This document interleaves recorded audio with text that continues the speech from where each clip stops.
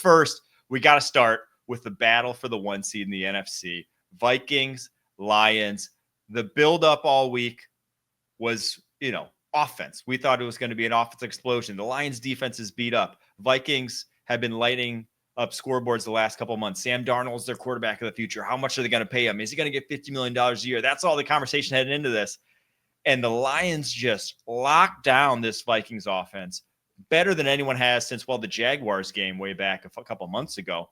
They win going away 31-9. What were your immediate takeaways from this kind of dead fish of a Sunday night game? Well, kind of that Sam Darnold is going to be so mad at the Lions. He's probably just cost them $10 million. I don't know if you're the Vikings that you can give Sam Darnold $50 million when he has to play the Lions twice a year. Look, when I picked this game earlier this week, I picked the Lions to win 30-20. I didn't think it would be a total blowout, but double digits. And my big issue was Sam Darnold. I just thought that he has never played in a game of this magnitude. You don't play in games this big when you play for the Jets. And yes, the Vikings did play in some big games earlier this season, but those aren't playoff caliber games. He had just never been in this situation. So you don't know what you're going to get. And I think we all saw we got a jittery Darnold who just couldn't handle the situation. Now, is Kevin O'Connell going to figure out how to beat those jitters out of him before the playoffs start? You better hope so, because the Vikings aren't going to go far if Darnold plays like this. I think that was their biggest issue. I mean, it wasn't completely on him. The second half, the Vikings defense couldn't stop anything that Detroit was doing. And really, Detroit played like a desperate team. They needed the bye more than the Vikings did, and they played like a team that needed the bye more than the Vikings did. So I really think it was Sam Darnold. That was my main issue. And then it was weird that Kevin O'Connell, it seemed like he got brainwashed into thinking, I have to play Dan Campbell football to beat Dan Campbell. Going for it. You're the analytics guy, Mike, and I'm sure you agreed with every time they went for it on fourth down. But when you're a team that doesn't do that, the Vikings only had 10 fourth down attempts all season going into that game. I don't think it's smart to change your coaching philosophy on the spot, because you're putting your team in a situation that they're not used to being in. Campbell trusts his guys to get those fourth downs. Sam Darnold on fourth down looked lost every time they were doing it, looking at O'Connell like, what the hell are we doing? Why are we going for it on fourth down? Kick the field goal. So I just think that if that's your philosophy, that's fine. But it's hard to just switch on the spot and expect your team to be able to react to that. So I think the fourth downs they weren't able to get inside the 5, and just Darnold's overall play were my two big takeaways. That is a big part of the secret sauce of Dan Campbell and the Lions going for so many fourth downs. It's just that when a fourth down comes up, it's another down to them.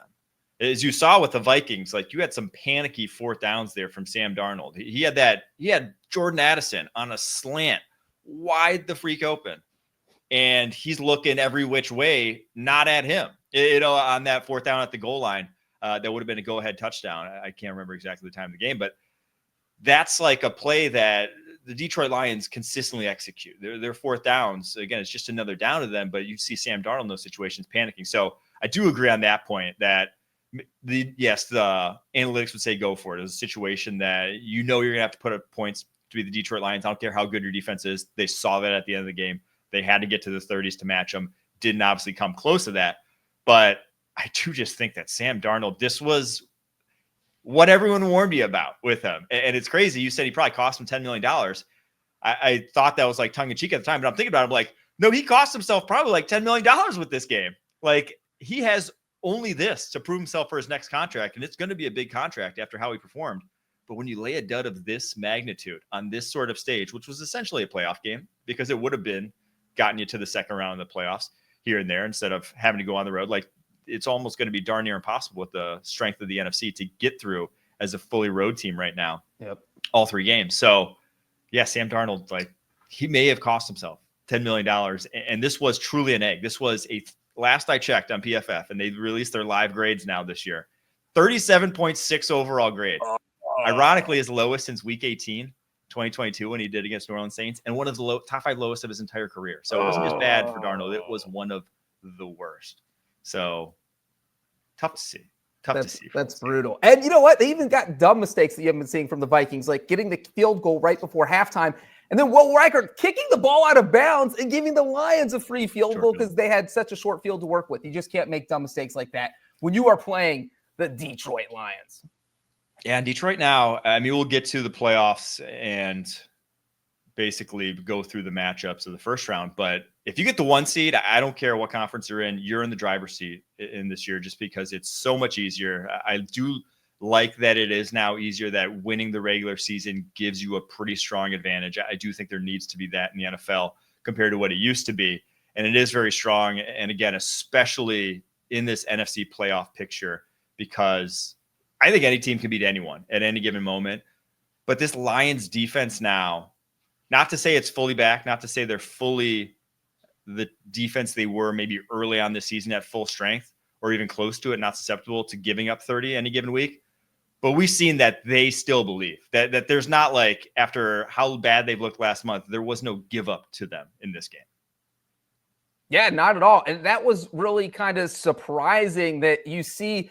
It really made you feel better about Dan Campbell's decision to play everyone on Monday night against the 49ers. And I think really looking back on that, I absolutely agree with it, even though I feel like a lot of people were on the fence, including myself.